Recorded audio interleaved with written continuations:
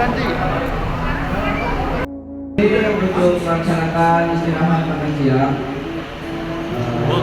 Jadi paket yang didapat oleh Bapak Ibu adalah makanan dan minum.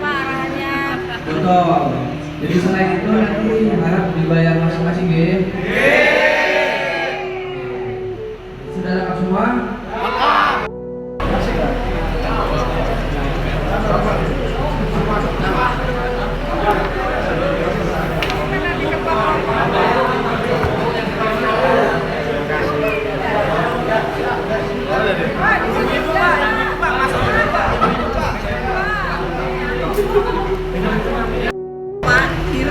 Kasih tahu channelnya. Masuk YouTube Bu, masuk. Channelnya bisa diketik di dalam program YouTube Ajo Sutarjo. Silakan bisa diketik.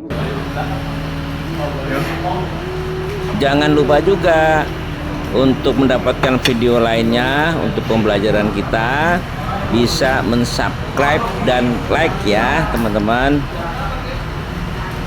Mantap men. Mantap men.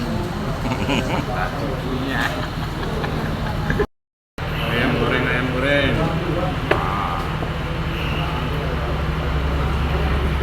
Penakula yang biasa Pak Irman. Datang HP Nakula.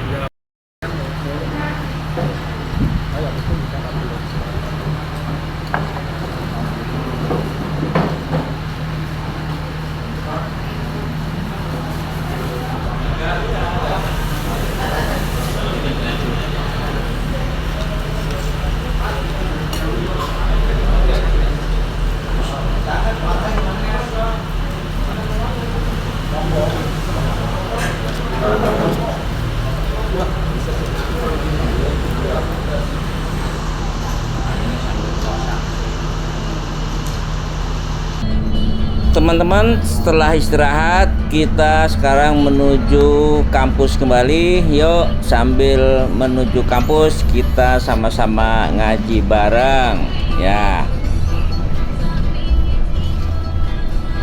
Ke MPP, kita mau ke MPP. Saya yang dari Jogja mampir Brebes sebentar, kemudian ke MPP. Itu harus mempersiapkan berapa besar etol yang saya harus siapkan. Kalau kira-kira etol saya kurang dari apa yang menjadikan tarif tol, maka saya akan mendapat kesulitan. Pasti itu. Ya. Itu pun kita harus siapkan bagaimana agar perjalanan itu bisa lancar. Kita harus berpikir harus punya tol berapa rupiah. Oh ini. Antara Jogja dan MPP itu kurang lebih ada 550 km. Ini put ini. Sementara setelah dipelajari bahwa mobil itu paling irit 1 liter itu hanya bisa menempuh sekitar 14 sampai 16 km 1 liter. Berarti dengan 550 km saya harus punya bekal untuk mengisi bensin sebanyak 550 km dengan harga 10.000 kalau pertalite dengan asumsi 1 liter 14 atau 16 km. Kalau kita tidak membekali dana sebesar itu, maka siap-siap mobil akan terjadi kemogokan di jalan. Maukah kita mogok di jalan? Pasti tidak mau. Maka itulah kita harus berbekal. Apalagi itu yang hanya dari Jogja ke MPP. Bagaimana kita akan hadir, akan mendatangi, akan hadir di suatu tempat dan akan harus pulang, dan pasti itu terjadi karena Allah sudah bilang di dalam Al-Quran yang dibilang, dan pasti itu terjadi karena Allah sudah bilang di dalam Al-Quran yang dibilang setiap yang punya nyawa pasti mati ya. Fa idza jaa ajaluhum fala yastakhirun.